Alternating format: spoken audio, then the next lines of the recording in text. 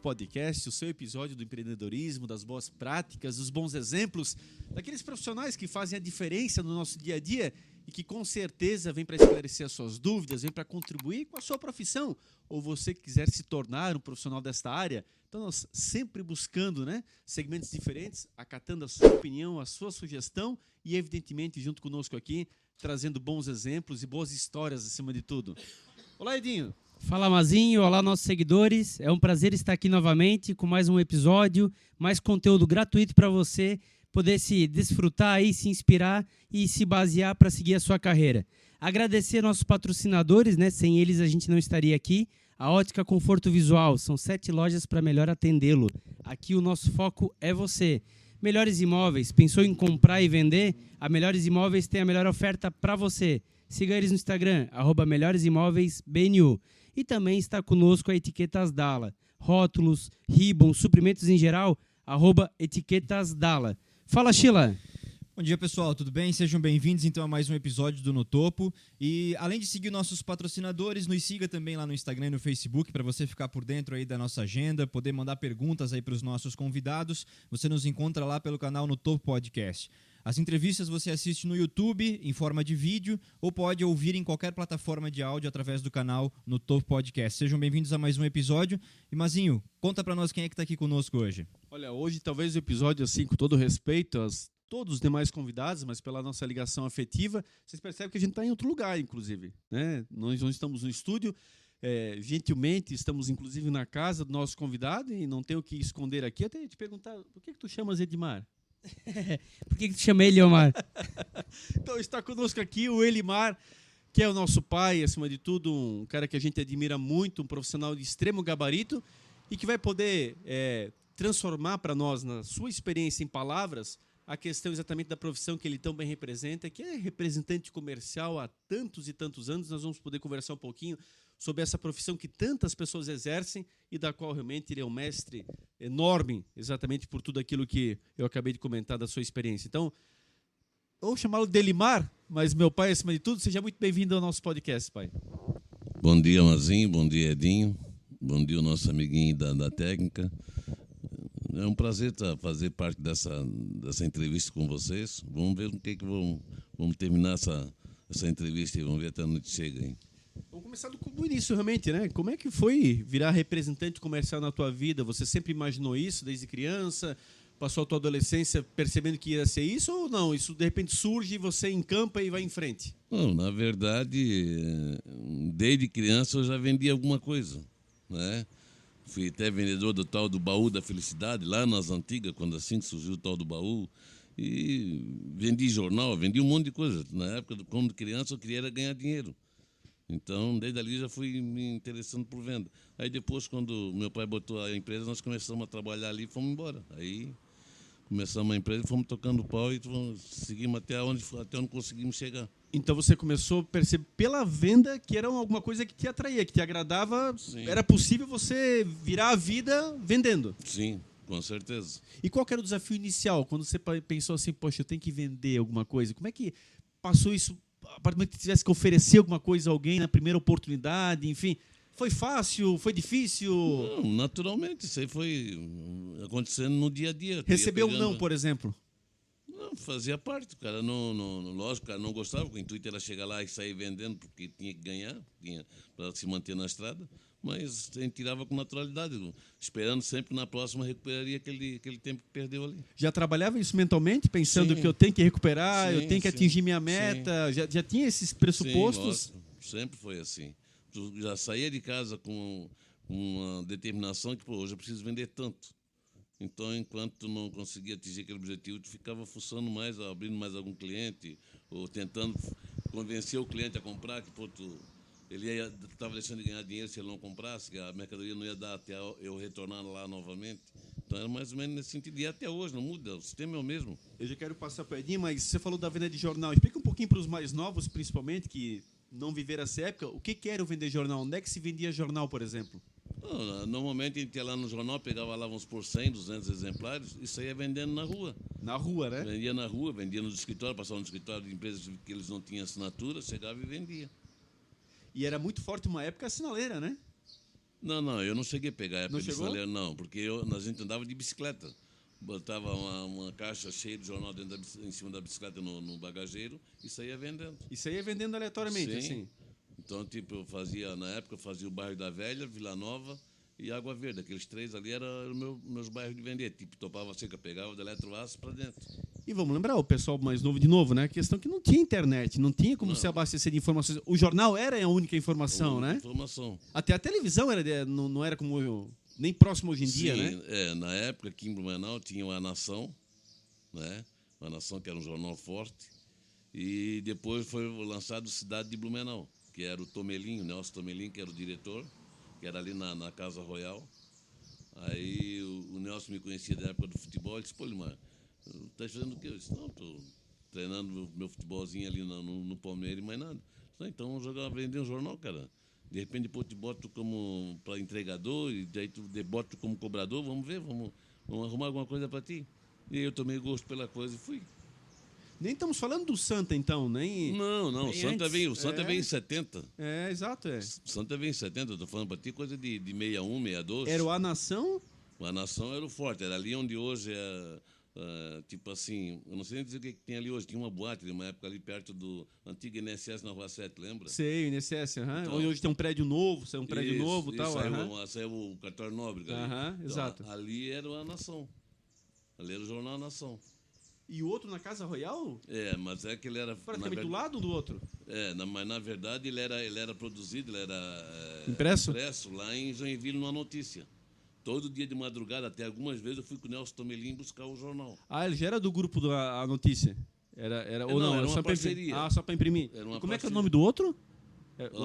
A notícia. Não, nossa, aqui era Cidade de Blumenau. Cidade de Blumenau. É. Então era o A Nação e o Cidade de Blumenau. Cidade de Blumenau. Olha só. E todo dia a gente ia buscar, tanto é que o Nelson Tomelim, numa dessa de ir e voltar, ele perdeu as pernas. Ele bateu aqui de frente do SESI e perdeu as pernas. Para olhar com o Nelson Tomelim até hoje usa a perna mecânica. Olha só. Então, desde aquela época, tu vê isso lá em 63, 62, 64, sei lá, aquela época ali, eu com 9 para 10 anos já andava vendendo jornal por ali. Interessante, Edinho. Essa época realmente era uma época diferente, porque jornal de porta em porta, literalmente. Sem dúvida. Mas como a gente conhece bem a história, vamos explorar aí para trazer para os nossos seguidores. Tu tem uma frase que tu fala que vender, né? Sempre vai ter alguém para comprar alguma coisa. Então, a venda para quem não tem nenhuma profissão ou para quem está nesse momento parado, a venda é a melhor opção. Sempre tem alguém querendo comprar. Mas como é que tu achava que produto vender? Que tu vendeu de tudo já nessa... Conta um pouquinho, o que tu já vendeu tudo desde lá de trás? Não, sempre há produtos que tu sabe que vai vender. Por exemplo, alimento. Não tem como tu não consumir alimento. Então, Independente de crise, toda pessoa precisa comer, né? vai ter que comer. Então é mais ou menos por aí. E tem que ser honesto, né? Em primeiro lugar, tem que ter honestidade na estrada. Porque não adianta tu querer. O cara te pediu lá meia dúzia de um produto. Aí porque tu precisa vender, tu vai lá e bota 15, 20 para o cara tem que pagar. Tem aquele que aceita, mas tem aquele que devolve. Sim. E com aquele que vai pegando a fama, pô, esse cara é boleiro, esse cara não é vendedor. Esse negócio dele é só faturar, ele quer saber da comissão dele, o cliente que se dane. Então não é por aí. E quando você vende para um lojista ou um comércio, tem que pensar no giro dele, né? Sim. Não adianta tu entochar ele de mercadoria. Sim, porque na próxima visita tu não tem o que vender. Ele está lá com a mercadoria toda, e o que é pior, tu vai ter que trocar. Até porque o alimento tem vencimento, né? Sim, tudo tem. Na época aquela não tinha, mas só que ele já se pegava a fama, como até hoje. Eu não vou citar o nome, mas tem um cara aqui em Blumenau que se ele estiver vendo essa entrevista, ele vai saber que é dele que eu estou falando. Ele teve um baita atacado aqui em Blumenau, mas ele era conhecido como boleiro, porque ele na hora de fazer o tal da procura de preço, que era o tal da mesa redonda que a gente chamava na época, ele sempre dava o preço mais barato, só sendo que o preço dele era mais caro. Mas ele usava a artimanha de dizer que o dele era mais barato. E aí tu pedia lá, vamos supor, uma caixa de óleo de soja. Ele botava 3, 4 caixas. Tá? Eu tive uma vez o desprazer de estar lá em cima no Alto Vale, lá em Agrolândia, e o pai dele chegar, o caminhão, na época, era um Chevroletzinho daqueles antigos, ele chegou, já foi descarregando, e o cliente deixou de descarregar, que já sabia que o filho era boleiro, e viu que era o pai que estava entregando, deixou de descarregar tudo. Aí, quando ele apresentou a nota para o cliente disse, ó, isso aqui eu não pedi, isso aqui eu não pedi, isso aqui eu não pedi, pode carregar tudo de volta. Ou melhor, já leva o pedido todo. O cara ficou brabo, aberto, quis até brigar com o cliente, achando que por que o cliente não falou antes, não, tu não apresentou anotando, só fosse botando a mercadoria no chão. E o teu filho está cansado de fazer isso aqui, então eu não aceito isso aqui mais. Ou melhor, é melhor tu dizer para o teu filho nem aparecer mais aqui, porque esse tipo de comerciante não me interessa. E o velho ficou bravo e veio embora. Passou a mercadoria toda e carregou e foi embora. Eu acho que essa parte ela é muito importante ser explorada realmente. Porque muitas pessoas no desespero saem vendendo qualquer coisa. Poxa, eu preciso ganhar um dinheiro. Essa recomendação, como é que você enxerga exatamente essa questão? Poxa, nem tudo vai dar para vender, tem coisa que não é possível. Como é que a pessoa pode certificar? Tem alguma forma de tentar avaliar um pouquinho, poxa, o que pode dar certo, o que não pode? Porque só vai com a pessoa mais para baixo ainda, ela já está numa situação difícil. De repente sai vendendo a primeira coisa que propiciam para ela. Mas ela vai perder tempo, ela vai perder dinheiro, porque ela vai ter que se deslocar, tem despesa, é alimentação, é deslocamento e... No fundo, investimento na frente, né? Porque você compra para vender geralmente. Exato. O que dá para tomar de precaução diante de tanta experiência que você possui nesse sentido? Depende, mas tudo é complicado de um lado e fácil do outro. Tudo é questão de ocasião. A ocasião faz a coisa. A necessidade do cliente que está precisando daquele produto faz com que ele vá comprar, independente de quem venha a vender, independente se o cara é uma pessoa idônea ou não. Depois é que ele vai reciclar e vai saber se a pessoa que ele fez negócio é pessoa idônea ou não. Então, é tudo questão de ocasião. A necessidade faz a coisa acontecer. Mas tem produtos que, por exemplo, então, o ramo alimentício, giram mais fácil do que outros, percebe isso claramente no mercado, tem áreas que são realmente muito difíceis de vender, são muito restritas. Como é que tu conseguirias recomendar? O que é popular? Aquilo aqui pode se dedicar, que a tendência é vender. Como é que funciona isso? Não, é exatamente isso que eu te falei. Tudo depende da ocasião. Mas, tipo assim, ó, o que acontece hoje? Hoje, por causa de centavos, tu perde o cliente. Entendeu? Aí todo aquele trabalho que tu fez de venda, de entrega, porque tem um pós-venda, não é só vender, tem um pós-venda. O pós-venda é muito mais interessante do que a venda. Tá? Mas o cliente hoje ele não é mais fiel a ti. Hoje o negócio dele é preço. Aí depois, quando dá zebra, quando dá problema de o fornecedor não querer trocar mercadoria, ou já mandar com o prazo quase já vencendo, já quase estourando o prazo de validade, aí ele se toca da mancada que ele deu em trocar o parceiro que ele tinha. E a parceria é interessante, mas só que hoje, antigamente, na época que eu comecei, realmente os caras te esperavam. Podia passar quem quisesse, não, fulano está passando. E se tu não conseguisse passar, que tu quebrasse o carro na estrada ou desse algum acidente, alguma coisa, tu podia vir no outro dia que ele te atendia, ou se tu viesse tarde da noite, ele te atendia igual. Ele abria as portas. Hoje não, os caras são cheios de... muito carinha querendo aparecer em cima da situação. Eu presenciei uma cena aqui, inclusive até é meu vizinho aqui. Chegou um vendedor novo, um gurizinho de uns 18, 19 anos, com a pastinha na mão, e eu não estou nem lá vendendo, estou comprando, estou no mercado comprando. Aí o vendedor chegou e disse, bom dia, fulano. Ele não respondeu o bom dia para o vendedor, já perguntou para o cara, você é vendedor, né? O vendedor disse, sim, sou vendedor. Tá do quê? Está de pé ou está de carro? Não, estou de carro. Teu carro está onde? Está ali, senhor, está no estacionamento. Tira já o teu carro daqui. Tu não vê que o meu estacionamento é pequeno? Não vê o meu movimento? Bota o teu carro não sei para onde, blá, tal. Quer dizer, para que isso ali?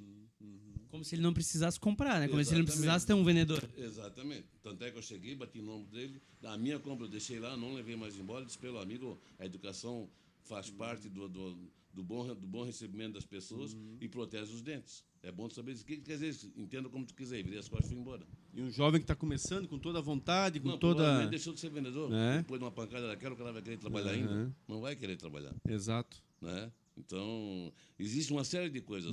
Só quem está na estrada pode saber como é que é os preços. Mas e como é que o cliente pode se precaver disso? Porque acho que ali você toca num ponto fundamental, quer dizer, produto próximo à data de vencimento, a gente às vezes acaba não verificando isso, vai também nas promoções, vai simplesmente pelo valor, há um comportamento errado em todos os aspectos. Porque o que ele quer?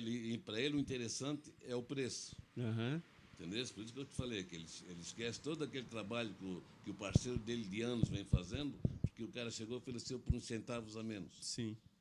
Aí já cresce o olho dele, pô, meu lucro vai ser maior tal. Aí aquele parceiro dele passa a ser até um ladrão para ele. Pô, o cara está me roubando, olha o preço que eu estou pagando aqui. Ó. Aí, mas quando vai ver no estalar dos ovos, ele vai ver que ele foi enganado. Ele trocou o certo pelo duvidoso e caiu do cavalo. Isso acontece muito. Outra coisa que infelizmente, na nossa profissão tem muito disso. Tem um vendedor desonesto, que ele vende... Tuca, ele vende coisa errada, né? Tipo, ele oferece uma coisa, mas entrega a outra, né? Em termos de validade, em termos de qualidade, em termos de, tá? Para trocar o paralelo, o produto paralelo, o concorrente paralelo, para dizer que não, isso é a mesma coisa, tal, só mudou a marca, mas é tudo igual. E não é. Como se fosse similar e tal, né? É isso, um produto similar, e não é. E aí tem aquele fator, o pós-venda, quando eu digo, é a tal da entrega. E tem entregador aí fora fazendo cachorro, e às vezes até em comum acordo com o próprio recebedor da casa, do comércio. Como é que é isso? Explica mais claro. Tipo assim, uma hipótese. Eu fui lá e vendi para o cara um caminhão de trigo, tá? Uma carga completa de trigo. O tal do chapa, o tal do motorista, que são freteiros daí... Terceirizados, no caso, né? São os terceirizados, não são da empresa, mas eles vão lá... Só faz o transporte. Faz o transporte. Eles vão lá tal, e vê que o tal do entregador, que o recebedor lá, o conferente, é meio boleiro, eles fazem a tal da rachadinha. Então, vamos supor, era para ser 600 sacos de trigo. Vai ficar lá 500, 550 no máximo. O resto não entra no... Quando é uma empresa grande, assim, né? Que tem... Simplesmente o cara assinou uma nota como se está tudo 100%, mas não está. E se eles vendem a parte? Aí, sim, aí está vendendo na praça. Aí fica bagunçando o preço na praça. Que aí, tipo assim, tu começa a chegar no cliente para vender, pô, falando, não, a farinha teve uma alta. Mas como alta? Semana passada o teu caminhão passou aqui me vendendo mais barato que o preço que tu vende. E esse mesmo vai reclamar que o país é um bando de ladrão, que os políticos não prestam, que... Porque só existe o roubo porque existe o comprador. É verdade. Entendeu? Essa frase é muito boa. Lá na ponta, lá na hora de entregar a mercadoria, o conferente já foi boleiro. Mas aí tem o comprador aqui de trás que compra aquele produto também que foi roubado. Sem nota fiscal e Sem por aí nota, vai. sem nada. E Sim. ele está ganhando, porque, tipo assim, se um saco de trigo hoje é R$100, ele vai comprar lá por R$50, R$60. Essa frase é muito boa. Esse é para você que, por exemplo, na tua casa, quando vem um cara te oferecer um televisor, um celular, um equipamento eletrônico, um computador, um notebook, né? Por um preço de R$100, R$200, que é incabível num equipamento desse porte, e você ainda, além de comprar, você ainda conta vantagem. Olha, isso aqui eu comprei por tal. Você está incentivando o roubo, né? Sim. Amanhã é a tua casa que o cara vem buscar, né? Sim. Porque, de fato, acho que essa frase é excelente. Só tem o roubo porque tem o comprador, né? Exatamente. Se ninguém comprar desse cara que furtou, ele vai Sim. parar de fazer isso. Porque o que está valendo a pena, né? Eu não tenho aquela explicação, eu sou obrigado a vender que eu não posso levar de volta para a empresa. Isso não existe. Isso aí a maior desculpa deles é essa. Eu sou obrigado a vender porque não posso levar para a empresa. A empresa não aceita que leva de volta. Então, ela me autoriza a vender para mesmo mais barato, mas me autoriza a vender. Porque ele é obrigado a se ver livre. Como é que ele vai chegar no destino e dizer, pô, sobrou isso aqui? Ou seja, por outro lado, também tem um cliente que tem que parar de ser ingênuo, digamos assim, né? Se o cara está falando isso, ele tem que estar um pouquinho mais esperto na situação, né? O olho grande, né? Não, é o olho grande. É matar essa charada, é isso aí. Ele aceitou a desculpa por aceitar, mas ele sabe. Pela vantagem que ele estava tendo. É isso. Entendeu? Ô pai, e assim, a gente conhece que a tua característica foi sempre fazer praças grandes, levar até mercadorias para mercados que não tinham atendimentos. Sim. Historicamente, né? Sim. Década de 80, enfim, tu ia lá para Alto Vale, ia lá para... De onde que surgiu essa ideia de ir para esses lugares? E o segundo, conta um pouquinho dessa evolução, porque antigamente, o pessoal hoje não faz ideia, né? Hoje em dia tudo é muito fácil com WhatsApp. Na época tinha que ir, sem saber onde é que era a estrada, não tinha GPS. Sim. E para trazer o pedido, você trazia fisicamente o pedido anotado. Para depois, na outra semana, ir um caminhão. Sim. Conta um pouquinho como é que era isso. Como é que tu achava o comércio também? Como é que tu achava? É exatamente isso aí, como tu estás falando. Isso aí tudo foi o quê? O interesse de querer crescer. Então, tipo assim, a gente começou por onde aqui? Começamos aqui em Blumenau, fazer pelos bairros aqui. E aí fomos evoluindo, fomos crescendo. Portinho para Gaspar já fomos para Ilhotas, já fomos para Brusque. E fomos indo, Luiz Alves. Aí subi aqui em Dayal, Timbó, Bendito Novo, Doutor Pedrinho, fomos indo. Foi expandindo.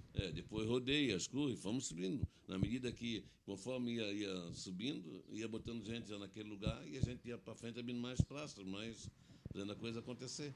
E eu praticamente abri todo o estado nosso. Olha só. Todo o estado. Então, quando a praça estava praticamente já andando sozinha, a gente ia lá, botava um vendedor e ia para frente. E o pedido era assim mesmo, trazia fisicamente na época lá atrás. Trazia fisicamente. E tipo aqui por perto a gente voltava todo dia para casa. A entrega era todo dia. Mas como é que tu mapeava os comércios? Estou lá em Laurentino. Como é que eu sei onde é que estão todos os comércios de Laurentino? Na época não tinha internet, não tinha nada disso? Não, mas é que é tipo assim, o que acontecia? Existem dois tipos de cliente. Tem aquele cliente que faz questão da boa vizinhança, então ele quer ver tu ir lá vender para o amigo dele. Ele te indica, então. Isso, entendeu? Então, tipo assim, o cliente, para ele, não é inimigo, ele é um concorrente, mas um concorrente amigo. Um parceiro, né? E um bom parceiro. E tem aquele que não, tem aquele que, se tu for lá vender para fulano, não vende mais para mim. É o tal do zolhudo. Entendeu? Ele já te bota na parede. E se tu for daquele que te deixa ser levado, aí tu bailou. Eu tenho um exemplo. Era 2 cunhados, lá em Vitimarsum, Dona Ema, mais precisamente Dona Ema, ficava no meio. No Alto Vale, né? Entre Vitimarsum e Dona Ema. Os caras eram cunhados. E quando eu abri a praça, só tinha um, não existia o segundo. E aí eu passei por um vendedor nosso, até vocês conheceram, o Anselmo, né? O Anselmo tal, e um dia eu fui fazer a praça com o Anselmo, fui ver como é que estava o atendimento da parte da entrega e a parte das vendas, ver se estava tudo em ordem. Vi que tinha um comércio quase de frente esse outro comércio. Aí, mas fui lá, atendi o cliente com o Anselmo, tal, quando nós chegamos lá, eu disse, Anselmo, por que não faz o fulano ali? Ah, não dá, mano. Pô, os dois são cunhados e são inimigos. E o cara aqui já disse, se tu for lá vender, tu esquece de vender para mim. E o cara realmente ele comprava bem, esse um. Já era cliente. Que já era cliente, ele comprava praticamente meio caminhão de mercadoria para ele cada 15 dias. Ele era um cliente muito fiel. Só, Anselmo, tudo bem que o cara compra bem e tal, mas eu acho que temos que atender aquele lá também, não importa se os dois são inimigos, são cunhados, são inimigos, o problema é deles, a briga deles é deles. Nosso intuito é vender. E o cara não vai deixar de existir se nós não vender para ele. Alguém está comprando. Então por que nós não vamos atender ele? Faz o seguinte, a próxima visita tu vai lá e atender ele. Pô, mas tu não perder o clã. Não foi mal, se nós perdemos, mas vai caber a ele, a consciência dele. Aí tá, e realmente ele começou a atender o cara e o cara foi comprando, no final comprava até mais do que o que já era cliente nosso. E esse nosso ali, como o Anselmo falou, ele foi deixando de comprar. Aí um dia eu perguntei pro Anselmo, pô, Anselmo, por que o cara não está comprando mais nada, está reduzindo cada vez mais? Ele disse, olha, eu vou pedir para ele, já me falou, mas eu vou mandar ele escrever para ti o que ele me falou sempre, para tu ver que realmente o que eu tinha te avisado está acontecendo. Tá bom. Aí veio na quinzena seguinte, veio lá. Estás contente com o que eu estou comprando hoje de ti? Não era assim que tu queria? Que atender os dois clientes, sabendo que o cara é meu inimigo, além de ser meu cunhado, é meu inimigo? Então, Caraca. fica com o cara ali que eu vou comprar de ti, só mesmo que eu não consiga comprar do concorrente. O resto eu compro de ti, senão não compro mais nada de ti. Tá bom. Em resumo, esse cara hoje é quebrado e o tal do amigo dele, que na época nós começamos a atender, hoje é um dos mais fortes da região. E esse um que era meu cliente, que deixou de comprar de nós, hoje não existe mais, quebrou. Então, quer dizer, não existe, cara. O olho grande só serve para 2 coisas. Para criar ramela e para encher o olho de cisco. De sujeira, mais nada. É boa, é verdade. Então tu é que assim, né, muitas vezes um mercado lá do outro, os dois sobrevivem. Sim. E tu põe o mercado numa área sozinho e tu quebra. Sim. Né? Impressionante, mas Sim. deve ter muita coisa por trás, né? Tem fatores que é inexplicável. Inexplicável, Não né? precisamos ir longe. É. O Edinho conhece, tu talvez não lembra dele, até fosse lá comigo na época, quando era mais novo, mas o Edinho conhece porque ele faz da namorada dele ser de lá da região. Tem um tal de Nilo Gueda, que ele é dentro de um bananal, ele não tem vizinho nenhum. E o cara não tem explicação, vem gente tudo quanto é lugar comprar com ele.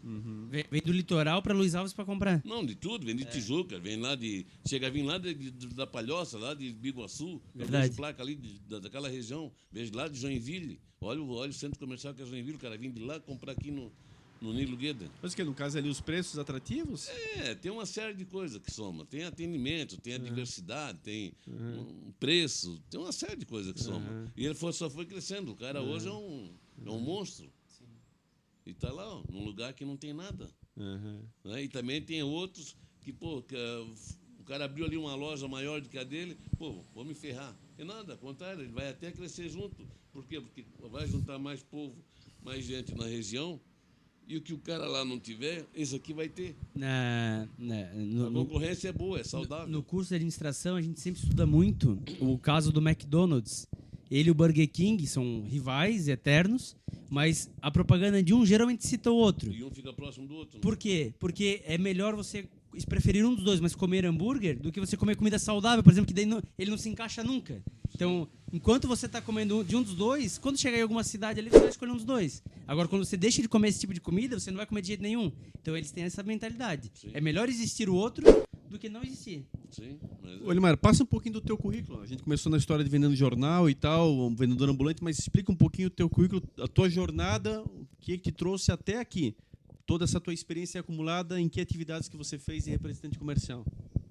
como eu te falei, comecei vendendo jornal, aí vendi todo o baú da época do Silvio Santos, né, lá atrás também. E aí depois surgiu a ideia do pai botar essa empresa e fomos tocando, fomos crescendo. Conta, o que é a empresa? A Cibol. E aí fazia o quê? Não, ela tirava pedido e Mas era uma distribuidora alimentícia? depois sim, mas no início nós começamos vendendo bala, vendendo pirulito, vendendo lanche Mirabel, todo pirulito Zorro. Guloseimas, assim, né? Guloseima, sorvete seco, Maria Mole, a teta da negra e por aí afora, aquelas coisas ali. E aí foi evoluindo, chegou Sim. a vender que tipo de produto todo? Quando nós encerramos, nós éramos distribuidor da Recticoma, que era a cera Poliflor, Nugget, Vesa. Nós era, a nível de estado, nós era distribuidor estadual, e se falava em Cibol, falava em Recticoma e vice-versa. E tinha Melita também, não tinha? Aí tinha Café Melita, tinha o Eva Chimarrão Regina, tinha... Enfim, nós éramos distribuidor de uma série de produtos, né? Mas o forte nosso, o carro-chefe nosso mesmo era a Recticoma. Tanto é que eu ia na feira todo ano lá no Rio, na época existia a feira da Abras, que era lá no Rio Centro. Chegava lá, já sabia, ó, Cibol está chegando, ou se chegasse no cliente, ó, chegou a distribuidora da Recticoma. Alguns chamavam Cibol, chamavam Recticoma, porque era uma parceria Que era durou junto, quase né? 30 anos. Era o distribuidor exclusivo, né? Sim, nós éramos distribuidor exclusivo. Essa feira era boa, né? Sempre vinha uma camisa do Flamengo todo ano que tinha. Ô pai, mas e qual que era a estrutura da Cibal? Que hoje em dia, assim, o jovem, a Cibal fechou faz um bom tempo. Conta um pouquinho o que a Cibal tinha. Quantos caminhões tinha a Cibal? Qual que era a estrutura? Atendia o estado inteiro? Como é que era? Nós fazíamos todo o estado e mais as divisas dos municípios do Paraná e do Rio Grande do Sul. Então, tipo ali, vamos supor, fazíamos... nós íamos até Curitiba, no caso, né? Porque tinha lá, não quer dizer com isso que o Paraná não tinha distribuidor, mas só que tinha clientes que não aceitavam o distribuidor do Paraná. Então, a Recticoma nos liberava para nós ir lá fazer aqueles clientes. Eles até passavam para nós, ó, esses fulano aqui vocês podem atender. E, tipo, fazíamos ali Rio Negro, aliás, Mafra Rio Negro, que separava era só o Rio. Lá, Porto União da Vitória, que separava era o trilho do trem. E assim, em diversos lugares, como aqui pro lado do oeste, aqui pro lado do Rio Grande do Sul. Era tudo nos municípios que eram vizinhos ali de Chapecó, de Concórdia, enfim, ou aqui de Lages. A gente ia lá e atendia, aqui no sul. A gente fazia ali a Praia Grande, Turvo, e fazia já logo ali em seguida a divisa do Rio Grande do Sul. Caramba, mas qual que era a estrutura para atender isso tudo? Como é que funcionava? Nós tínhamos, na época, 32 vendedores e 14 caminhões na estrada. Caramba, é um exército, né? Sem dúvida. E passada essa questão da Cibal, a tua profissão não acabou, continuas exercendo, aí Não, tem a sim. própria empresa, né? Sim, aí eu botei a minha empresa, que hoje já está com 25 anos.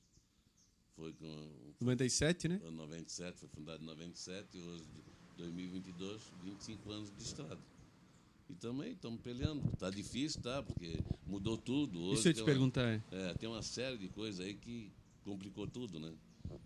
Essa rede grande que está vindo aí, história de atacarejo, está matando muito o vendedor ou o representante, ou o distribuidor que seja. Que a negociação acaba sendo lá por cima, né? Sim, não, tipo assim, feito negociações exorbitantes, com preço lá embaixo, e aí é bem isso aí, o cara vai lá e compra o que ele quer, da hora.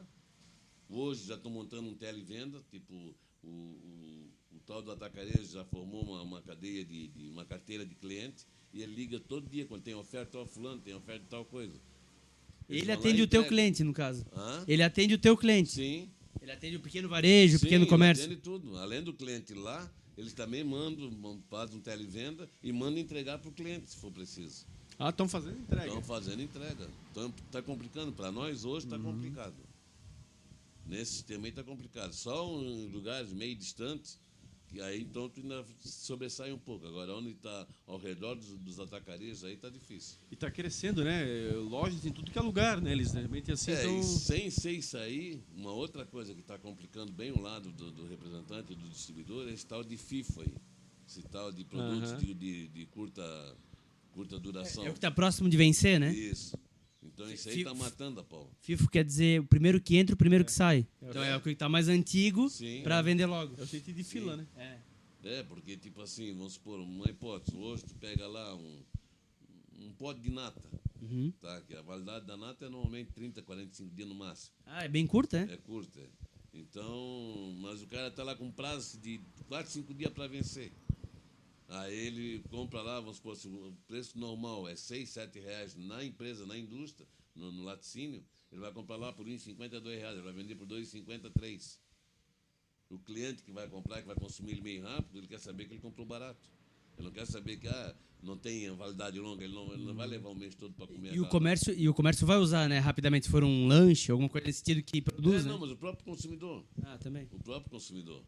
Entendeu? O próprio consumidor vai ali e... isso aqui em 2 dias eu consumi. Pronto. Ele leva. Ele não quer nem saber se foi bem armazenado ou não. Quer ver? Não tá. Foi até mal armazenado. Mas o problema é o fator economia, o fator dinheiro, o fator custo. Isso aí também complica o nosso dia a dia na venda. Então hoje realmente a venda está quase que deixando de ser interessante. Está quase que deixando de ser interessante. Está mudando, né? A filosofia hoje é totalmente diferente do que era lá atrás. Lá atrás os clientes, eles primavam por uma qualidade, por um bom atendimento, né? Como é que o produto chegava até eles, se era bem... vinha bem... Como é que posso dizer para ti? Bem encaixotado, bem, né? Hoje não. Hoje embalado, armazenado. Embalado, Hoje não. Hoje eles querem saber de ganhar no preço. O preço para eles hoje é interessante. Por isso é que, como eu falei, voltando ao assunto lá de trás, eles compram coisa roubada porque eles querem saber de preço. Sim. Então tem um monte de mercado aí que hoje também está desonesto, tem um preço, que não consegue nem competir com esses atacarejos, mas eles competem porque eles compram coisa roubada. Complicado. Esse é outro fator que atrapalha a nossa venda no dia a dia. Sheila. Seu Elimar, a minha mãe trabalhou muitos anos em supermercado e eu lembro de criança, assim, de estar com ela no supermercado e ver os distribuidores chegando. E isso, o início agora dos anos 2000, nem uma data tão longa assim, um período tão longo. E eu achava o máximo, porque eu achava interessante. Os caras viajavam, iam lá, batiam um papo, davam uma risada, entregavam mercadoria, iam para casa. Teve uma fase de ouro dessa profissão, né? E eu queria entender como é que foi essa fase para o senhor, assim. Qual foi o momento que o senhor entendeu, assim, não, esse foi o melhor momento da minha carreira profissional? Não, como eu te falei, antigamente era mais fácil trabalhar, existia fidelidade, existia parceria, existia aquele negócio do cliente ficar esperando por ti. Então, quando se encontrava, era aquela festa. Entendeu? Tudo era motivo para comemoração, tudo era motivo para a gente ficar dizendo piada, ficando rindo. Criava um vínculo até, né? Criava um vínculo, quase que familiar. E hoje não, hoje é muito profissional, tipo assim, muito frio, uma coisa fria, uma coisa que não tem mais aquela aproximação. Dá para contar no dedo aquele cliente que realmente tem satisfação em te receber e aquele cliente que tem satisfação em tu ir lá atender. Porque tem cliente, só não tu pensar em lá atender, já te estragou o dia. Pô, tem que estar naquele cara chato. Entendeu? Porque tem cara que hoje ele só quer saber de número. Tu é só mais um. Como eu cheguei uma vez lá em Taió, o cara não viu que eu estava junto, eu estava com o meu vendedor, ele não me viu. Ele já chegou mal-humorado, sei lá se ele tinha brigado em casa ou que ele chegou quando a turma disseram, bom dia, Zé. Esse bom dia é coisa nenhuma, se vocês pudessem, a metade de vocês morresse, para mim era bom, porque eu estou com o saco cheio de ver vendedor na minha frente. Caramba. Eu passei a mão no meu vendedor e disse, vamos embora. Não, vamos ficar assim, não, vamos embora. Vamos embora que esse cara hoje, se eu e ele se bater de frente, vai dar problema, então vamos embora. Aí saímos e tal, aí estava quase que anoitecendo o dia, eles, pô, mas vamos lá, o Zé sempre comprou bem e tal. Disse, olha, cara, até vou, mas se esse cara se atravessar a hora que eu chegar lá, não vai prestar, nós vamos perder ele para sempre. Que eu vou perder a cabeça com o cara. Porque o cara disse, pô, nós tínhamos que morrer, a metade tinha que morrer. Para, cara, o cara disse, desde quando que é meu amigo? Mas fomos. Chegou lá, tá, quando ele me viu, pô, Elimar, satisfação em te ver, bababá. Pô, Zé, como é que é? Satisfação em me ver? Eu estava aqui hoje de manhã, cara. Tu disse que tu preferia que nós morrêssemos a metade, se morresse para ti era bom. Pô, tá brincando, estava em nós. Estava aqui, estava eu, até o cara, o sobrenome dele era forte lá na região, era Nardelli. É da família Nardelli.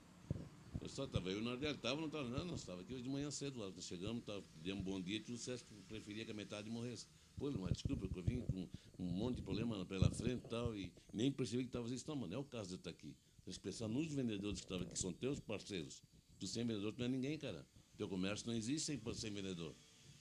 Não, tu desculpa, tal, realmente, pô, foi mal, tal. Mas tu vê. Então, quer dizer, tem pessoas e pessoas, sei lá, tem pessoas que acham que o vendedor é lixo. Não, e facilitava, né, pai, esse relacionamento próximo, por exemplo, analisar um crédito. Tu sabia se o cliente ele tinha potencial ou não. Hoje em dia tu não sabe mais, porque tu não conhece mais o cliente. Sim. E o cliente também não te conhece. Sim. Então, até nisso facilitava antigamente, porque, né? Tipo assim, o financeiro, ele está lá dentro da empresa, ele não conhece o Sim. cliente, quem conhece é o vendedor que está lá fora. Sim. Se o vendedor for uma pessoa idônea, uma pessoa de responsabilidade, ele vai ser o avalista do cliente. Quer dizer, não, o cliente até pode estar passando uma fasezinha difícil, mas ele sempre foi um cara honesto, um cara que vai quitar o título. Que lá pro financeiro, ele é só mais um número. Sim. Entendeu? Aí ele tira lá o histórico do cara, mas esse cara aqui compra mal, esse cara paga mal, esse cara está atrasando. Ele não sabe o que é toda a história do cara, o dia a dia do cara. Mas está cada vez mais difícil tu também saber, né? Porque como tem esse relacionamento cada vez mais frio... Sim, porque tu hoje só trabalha com o comprador, tu não fala mais com o proprietário da coisa. Entendeu? Então tu não fala mais, tu não sabe realmente, ele não chega para ti, pô, ele, mano, eu estou passando por isso, me dá uma força que sabes que eu não vou te sacanear e tal. Não existe mais isso, que hoje tu fala com o comprador. O cara é funcionário, para ele não está nem aí, a empresa vai fornecer, se não vai, ele quer saber do dele. E daqui a pouco troca, é outro comprador, e aí a vida cria menos relacionamento ainda. Sim. Para quem está querendo ser um representante comercial, que dicas você dá nesse sentido? O que seria interessante o cara ter como noção básica para poder exercer a profissão? Sempre ser um cara honesto. Começa por aí. Pessoa idônea, uma pessoa honesta, pessoa parceira, que não vai querer só fazer uso de faturar em cima do cliente, tirar proveito em cima do cliente. Ele tem que ver se realmente o cliente tem capacidade para receber aquela quantidade de mercadoria que ele quer impor em cima do cliente. Senão aquela mercadoria vai vencer, vai dar transtorno, o cliente vai ter dificuldade para a quitação do pagamento.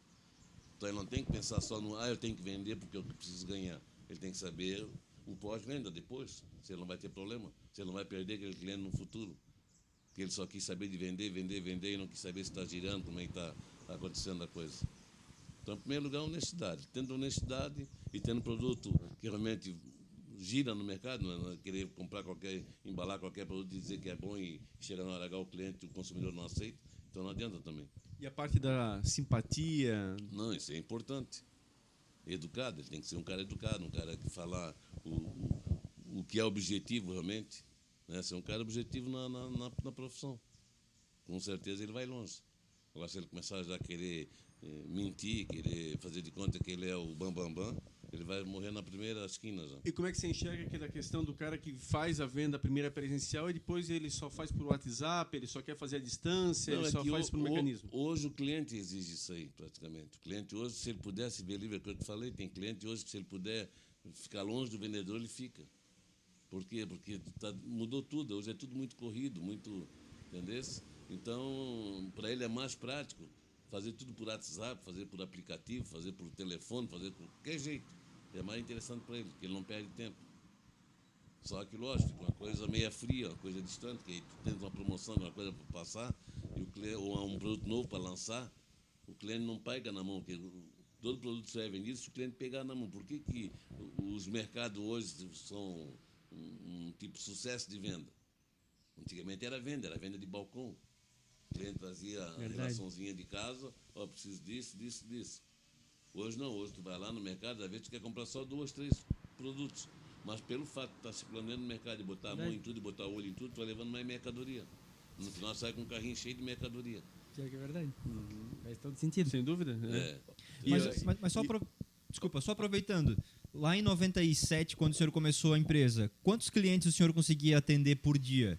Porque isso manda muito também, né? Hoje é muito corrido, mas porque entra uma demanda muito pesada para quem está na rua atender vários comércios. Lá no começo, quantos comércios o senhor atendia? Muito menos comércios, né? Tinha menos comércio, mas na verdade tu já sabias mais ou menos, porque como eu já vinha com uma clientela formada, então tu já sabia quantos clientes podia atender, mas era na faixa, não passava de 20, era 20, no máximo 25, para fazer um atendimento correto. Era 10 de manhã e 10 de tarde. Entendesse? Mas era mais ou menos nessa base aí. O que acontecia antigamente? Antigamente, vamos supor, nós éramos aqui em Blumenau, em 5 ou 6 distribuidores. Era nós, a Cibal, era o Genésio de Souza, era o Spengler, era um cara que tinha ali o Lafim. Enfim, era 5, 6, era o Fitzreit. O Fitzreit também chegou a ter atacado. Nenhum desses existe mais. Nenhum desses existe mais. Todos deixaram de existir. O Paulo 12. Nós éramos 6 aqui. Então, tipo assim, como é que nós fazíamos? Eu não apresentava para os representantes, para os vendedores dessas empresas, como sendo dono da empresa. Não, sou um vendedor também, sou igual a vocês. Então, nós almoçávamos todo mundo junto no mesmo lugar. Nós era parceiro, realmente. Tanto é que o vendedor do Genésio de Souza, que era o... Agora me fugiu o nome dele. Esse cara, ele sempre dizia para mim, Elimar, se um dia eu ter filho homem, eu vou botar o teu nome. Por tu ser um cara sério, um cara honesto, um cara amigo, um cara parceiro. E ele não teve filho homem, ele teve filha mulher. Ele botou o nome da menina Elimara. Olha só. O Testone, vendedor do Uma Genésio. irmã aí. O Testone é vendedor do Genésio de Souza. Ele botou o nome da menina de Elimara. Entendeu? Tu vê isso, coisa lá de quase 50 anos atrás. Eu já conheci uma Eliomara em Blumenau. Edmara também. Essa não, esse aí ele fez, que ele só, Elimar, se nascer a hora que eu casar e ter um filho homem, vai ter o teu nome. Mas vai ser pela Elimar. parceria, vocês concorrentes. Sim. E a questão da Então, parceria. é isso que eu queria completar. Aí, tipo assim, então nós éramos 6 vendedores na praça. Todos faziam a mesma praça. E tinha a casa 25 ainda também. Tinha a casa 25. Aí, o que nós fazíamos? Nós se reunia. Nós íamos almoçar, fulano, nós vamos em tal lugar agora, tu vai vender tua coisa, tu vai vender tua coisa, para todo mundo vender igual, para ninguém ficar só passeando sem vender. Então, eu podia ter o produto. Uhum. Tu me pedia, tem tal coisa? Não tem, quem tem é o fulano. Que legal, hein? Fechava uma parceria, todo mundo poder vender todo alguma mundo coisa. vendia legal. O Genésio de Souza, que era ali perto do Neumarkt, ali na Rua Sim, 7. Exatamente. Né? Exatamente, do lado ali. Na frente da Casa Royal, do outro lado da E rua. o Spengler era do lado, de frente à Casa O Royal. Spengler, exatamente. Os dois eram para Mas dessas a Cibal era maior? Dessas todas? Nós éramos maiores. Né? Mas o importante era a parceria na estrada. Tu Um vê só, socorria né? o outro. Tipo assim, nós desses 6 nós, aí um alemão que era do Fitzreiter, ele chegou para nós, eram umas 4 horas da tarde, nós estávamos em Ascurra. Ele disse, sou obrigado a ir embora, porque eu tenho médico hoje da minha menina. Eu tenho médico hoje da minha menina e ele veio embora. Quando nós chegamos aqui embaixo, perto da onde era aquelas boates ali, da 1001 ali, o cara se perdeu, alguém trancou ele deu com a Kombi dele contra uma pedra. Chegamos lá e estava o cara morto ali. Caraca. Aqui para nós foi assim, trágico, né? estragou a semana, perdemos um amigo assim, ele estava conosco até as 4 horas da tarde, veio para levar a menina dele para o médico e não conseguiu levar. Então foi uma fatalidade assim. Sem dúvida. Ele pegou de cara uma pedra que tinha do lado da BR. Que nele desviar, ele caiu tipo um pouquinho fora da pista e lá nesse local estava uma pedra de todo tamanho, ele deu de cara na pedra. Nossa Senhora. Ô pai, geralmente o empreendedor, ele faz coisas que a teoria não diz que é o correto e dá certo, né? A teoria diz que tem que vender no menor prazo, tem cara que vende num prazo longo e se dá bem. A teoria diz que tem que comprar no prazo e tem gente que compra à vista e se dá bem. E sempre o empreendedor tem essas da cabeça dele e dá certo. Tu sempre teve uma máxima que é fazer um pronta entrega.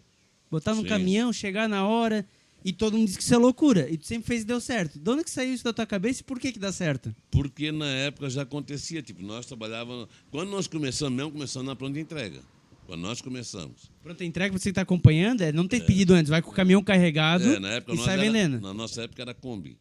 Né? Tanto é que nós chegamos a ter na época 4 ou 5 Kombi. Fazia a pronta entrega. Tínhamos vendedor que ia lá para São João Batista, a Major Gestina, aquela região lá. Então, porque naquela época nós distribuíamos o chocolate Saturno, bala e chocolate Saturno, que era da fábrica daqui de Blumenau. Sim. E mais o lanche Mirabel e mais aqueles outros pirulitos, aquelas guloseimas ali. Então enchia-se a Kombi e ia embora. Ele fazia isso quase que 3, 4 viagens por semana. Ele ia para lá, vendia o que ele dava, vinha vazio. Sem pedido, ia só sim, cheio. na pronta entrega.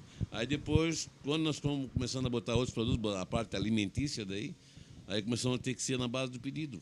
porque não tinha como carregar o caminhão carregado de açúcar, de trigo, Sim. de arroz, de feijão. Muito pesada. Muito pesado. Então, tiramos na base do pedido. Aí começamos a ter caminhão para fazer entrega. Aí compramos o primeiro 608, Olha que só. depois virou o motorhome nosso da família. Então, e aí foi começando no pedido.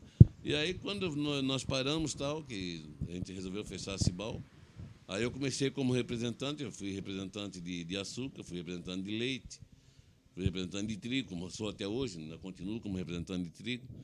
E na medida assim dos clientes, porque a maioria das empresas eles põem uma cota, tem que vender tal cota para o fulano, se não der aquele pedido, a mercadoria dele não vem. Se ele não pegar X toneladas, vamos supor 5 toneladas, 10 toneladas de produto. Aí me veio na cabeça que eu ia fazer o seguinte, então, como ele não tinha cota para fazer, para atingir, ele não conseguia tirar aquela cota, eu pegava no meu nome e repassava para ele, só ganhava a comissão e o frete. E aí foi indo. Comecei a tomar gosto de novo pela coisa da ponta de entrega. Aí começou a pegar a distribuição de novo. Aí comecei a pegar a distribuição de novo e estou até hoje. E aí nesse meio tempo passou açúcar, né? Eu lembro... O açúcar, passou N marcas de leite, desde o Mumu até, né, Terra Alta, Terra Viva, enfim, tive N marcas de leite. E fomos indo, estamos até hoje desse jeito, na plana de entrega. Uma coisa que nesse meio tempo também surgiu foi uma fábrica, né? Surgiu uma indústria aí. Como é que foi isso? Mas ele foi logo lá no começo, foi na fábrica de coco, né? Que também foi, na época foi boa quando surgiu, que o coco estava a um preço barato e tal, a gente fazia acontecer, então ralava o coco e empacotava, congelava, vendia o coco natura, né? Sim. Nada de coco seco. Mas só que de repente o coco disparou. Ele saiu, vamos supor, na zona de conforto lá de R$2 o quilo para 15, R$20 o quilo. O que os confeiteiros faziam? Não, nós temos outro produto similar que dá para botar tranquilo no bolo, na cuca, na torta e tal, e não precisamos de coco. Não era um produto primordial, né? Exatamente. Troca por outro produto. Isso, Então isso aí, o coco foi uma coisa assim que deu dinheiro, no mesmo tempo daqui a pouco ela despencou e fui obrigado a fechar, não teve como aguentar. Que era mais despesa do que lucro. E esse é o tipo da coisa, né, que não tem como você prever, mas acaba ficando uma boa lição, porque de fato é um produto que... É um produto sazonal. Isso. E aí você tem que ter uma contrapartida, né? Sim. Se você trabalha com outras frutas, enfim, você acaba equilibrando os momentos. Aí tudo bem, mas eu estava direcionado só no coco. Mas ele tinha batata frita também, não tinha? Mas não deu certo. E era difícil fazer a batata, né? Pra ela ficar Não boa. é que naquela época, tipo assim, quem me passou as coordenadas eu peguei dentro da FURB. Isso aí a FURB foi uma das culpadas de eu ter entrado nesse barco furado. Porque quando surgiu a ideia a turma me pediu, pô, irmão, vê se porque logo que surgiu a tal da batata congelada, para fritura, né? Sim, foi naquela época ali, Aí a turma, pô, vê se tu consegue arrumar para mim uma batata para... Digo, pô, arrumar como? Vou tentar eu produzir, então já tem a minha fábrica ali do coco, já bota a batata junto, é tudo congelado. Aí fui na FURB e comecei a pegar as coordenadas, como é que era para acontecer, o procedimento e tal, como é que se manipulava. Mas eles não me falaram para mim que para congelar tinha que ser um congelamento instantâneo, tipo na base do hidrogênio. Simplesmente não, tu faz a batata, descasca, passa na máquina para fazer o palito e dá uma pré-cozida nela e joga no congelador. Tá, isso tudo eu fiz. Só que não era no congelador. Ela tinha que sair dali, levar um choque térmico e já sair lá na frente congelada e empacotada. Para manter os nutrientes, Porque senão etc. ela cria água dentro. Aí, pô, vendi legal. Toda a lanchonete que me pedia, eu botei. Mas no mesmo tempo que eu botei, a turma já me ligava. Mas vem cá buscar que tu arrumasse uma bomba aqui para mim. Como bomba? Tá aqui, ninguém mais quer saber da tua batata. É botar na fritura, aquilo voa para tudo quanto é lugar, o óleo quente nas pessoas. Eu pelei um monte de gente. Então aí fui obrigado a parar. Aí fui atrás, fui lá de volta na FURB. Pô, por que está dando errado a minha batata? Como é que você está fazendo? Fazendo, vocês falaram, esquecendo do principal. Tem que ser um congelamento automático. Mas como automático? Tem que ser na base do hidrogênio e tal, do oxigênio. Aí eu digo, mas como assim? Aí me falaram que eu tinha que ir na Martin, aquela, como é que é? Aquela famosa aí que bota lá aquele canecão todo tamanho, aquele depósito ali no Santa Isabel. Martin, não sei o quê. A White Martins. White Martins. Aí fui lá neles e tal. Não, realmente, nós emprestamos para o senhor o tanquezinho para congelamento. Só que é o seguinte, o senhor tem que comprar no mínimo uma carga a cada 2, 3 dias. O senhor tem movimento para isso? Não, no início, não vou ter, pois é, porque... E tem outra coisa, não adianta se eu querer armazenar, porque ele foge tudo, ele vai embora. Aí eu fui lá sem saber olhar realmente, pode chegar lá que aqui está vazando direto. O próprio caminhão, quando transporta, tu vê que vai... E lá também, então eles vêm cada 2 dias, vêm no São Isabel repor aquele estoque ali, porque ela sai por baixo ali. Pode chegar lá, está tudo congelado embaixo e aquela fumaça direta, ele está vazando. Então não tem como tu chegar e guardar isso. Eu lembrei disso, nós entrevistamos esses dias o seu Arauto, da MOC, Ah. onde você comprou na época as máquinas para cortar. Sim, né? isso. Foi feito um projeto inovador naquela ocasião, né? Então, aquilo ali eu peguei por causa da batata. Eu comprei um monte de máquina, aquela ferramenta dele ali. E por causa da batata. E aí fui onde não deu Mas certo. então, se tivesse ajustado, talvez ali seria, porque hoje isso realmente virou uma coqueluche no mercado. Existem várias marcas, várias Tudo bem, situações. mas é que tu tinha que ter uma estrutura muito grande, já uma Sim, equipe grande sim, de venda. dá uma pra pôr. largada forte. Tem que ter um volume, né? Entendeu? Tinhas que ter. Que o comércio eu até tinha. Porque, pô, eu saí de uma Cibal, que era distribuidor da Recticoma, que, pô, eu tinha todas as redes na mão. Eu tinha facilidade de colocar, só que o problema Dá essa largada, né? dá essa largada aí. Uhum. E outra coisa difícil de conseguir a tal da batata. A batata que é o mais complicado ainda. Para te ter uma ideia, a Elma Chips, ela compra toda a produção antes dos caras plantar já. Eu lembro que a gente foi na região de Curitiba, Sim, ali foi lá perto avaliar. antes de São José dos Pinhais. Lembra que chegamos lá numa família que tinha brigado com a Elma Chips, então aquele ia ser meu fornecedor.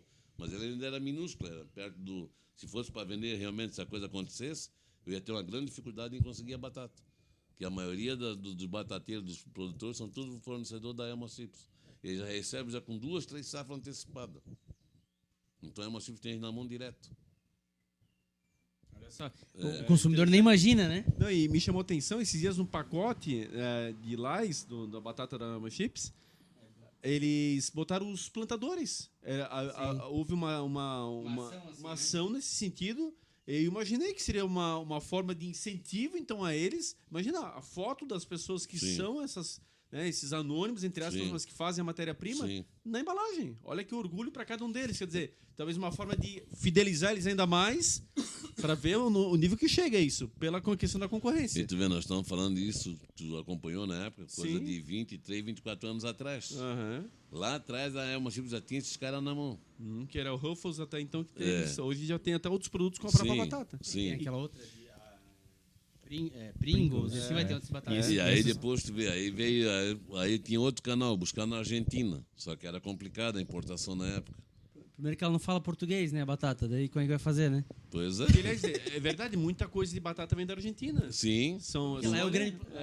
Lá é o celeiro. Lá é o celeiro. O Paraná aqui é mas o celeiro mesmo é lá. Para nós aqui para nós aqui consumidores que não temos noção de como é que é a batata, o porquê da batata, aqui o Alto Vale é produtor de batata, só que a batata deles não serve para nada, só para uso de cozinhar para fazer maionese. Ah, olha só, por causa do tipo. Para a fritura Aliás, dela. batata tem muitos tipos. Mas para a fritura Uma não coisa são que todas. é Fritura gigantesca. Para fritura mesmo só tem 1, 2.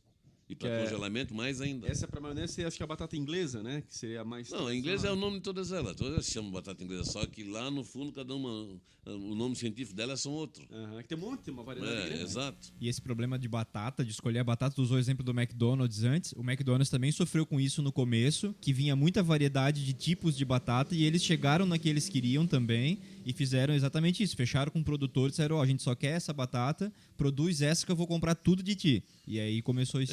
E é a melhor batata que tem, a do Eu ia dizer, McDonald's. É a melhor batata. que É. tem. E eles o hambúrguer compram do a roça Burger King. inteira, e já compram antes E o de milkshake plantar, do Bob's. Controvérsia isso aí. Hã? Tá falando aqui, tá fazendo propaganda do Burger King total aqui. Não, mas não é, mas tipo assim, ó, E eles o Sunday compram, do Bob's, ele vai dizer. O milkshake. eles compram a plantação inteira, a roça inteira. Entendeu? Sim. E Volume, compram e compro com duas, Sim. 3 safras antecipadas. Sim. Ó. Tipo assim, daqui a 2, 3 anos é que eles vão colher aquela batata que já pagaram hoje. Uhum, perfeito. Rezando para não chover, né? Perfeito. Tem um termo no direito que classifica isso, inclusive. A obrigação deles entregarem alguma coisa. Sim, não, é tudo Entendeu? documentado, tudo em Mas não cartório. tem como quantificar, porque é uma safra Sim. que vai acabar, Sim, né? sim, não, Isso é isso legal, isso é bem dessa forma. Então, tu tens a prioridade absoluta, tudo, aquilo só é que teu. também tem um detalhe, né? O agricultor está sempre na mão do cara também. Sim, não, é do cara, é restrito. Não, ele está sempre na mão, independente das intempéries que houver, o problema Sim. do produtor. Ele só não do concretiza o agricultor. negócio, se vamos, por exemplo, assim, deu um vendaval, acabou com tudo, então não tem o que entregar. Mas entregando, ele tem... Sim, mas não tem, mas tem. Porque, tipo assim, o que vai acontecer? Ele vai passar mais um ano sem receber. Uhum, sim, fica Porque sem ele já receber. recebeu, ele já gastou esse dinheiro. Exato. Eu ia falar, já antecipou esse. Ele já amarra Beleza. do jeito que já antecipou. Uhum. Não, E o contratualmente que é tem... pior, tudo isso ali Isso é permitido. tudo isso ali é documentado, Sim, contrato, registrado em cartório, É. feito um contrato, que dependendo de se tu não cumprir, tu perde a tua propriedade. Que o Ela cara fica aqui a que garantia, comprou, né? É, o cara aqui que comprou, que botou o dele na frente, ele quer uma garantia. Sim. Porque senão seria muito fácil. Pô, eu não vou mais fornecer, vou embora, o cara nem me acha mais, mas só que tem a terra do cara ali, ó. E fala pro pessoal também, acho que é importante a gente abordar, estamos falando dessa questão do... Aí foi a tua veia até empreendedora, a questão de indústria, tentou lançar produto, acabou, né, tendo alguma experiência nessa área. Mas também de representada, que passou nas tuas mãos, eu lembro da cerveja. Queria que tu comentasse qual é a cerveja que não existia aqui, hoje Sim. fala-se muito em cerveja, mas o que na época passou nas tuas mãos e você acabou O na Sheila já época, tá salivando lá. né, deixou passar. O Sheila já tá pensando na cerveja. É. Mas deixou passar. Mas o que era e como é que é tomar essa decisão? Quer dizer, chega e agora? Vou, não vou, encaro, não encaro? Como é que foi isso? Isso aí tudo é teu negócio. Como é que eu fazia? Eu ia na feira, via lá o que tinha de bom lá para mim trazer para agregar na nossa empresa, na Cibal. Tanto é que toda a vinda minha eu já fazia, já convocava reunião com meus representantes. Tipo, eu vinha normalmente quinta-feira da feira. Eu chegava quinta-feira, sexta-feira todo mundo estava aqui para nós fazer a reunião para me lançar e comentar o que tinha de bom na feira, né? Aí tá, aí o grupo Resende, que era do açúcar doce, na Nova América, na época se chamava Nova América, o nome da empresa. Era produtor do açúcar doce, açúcar União, enfim, N marcas de açúcar, açúcar neve. Eles montaram uma parceria da família deles, montaram uma cervejaria com o nome de Itaipava. Aí, coincidentemente, em Itajaí tem um bairro Itaipava, e nós aqui é Itopava. Eu disse, pô, está assimilando mais ou menos com a minha região.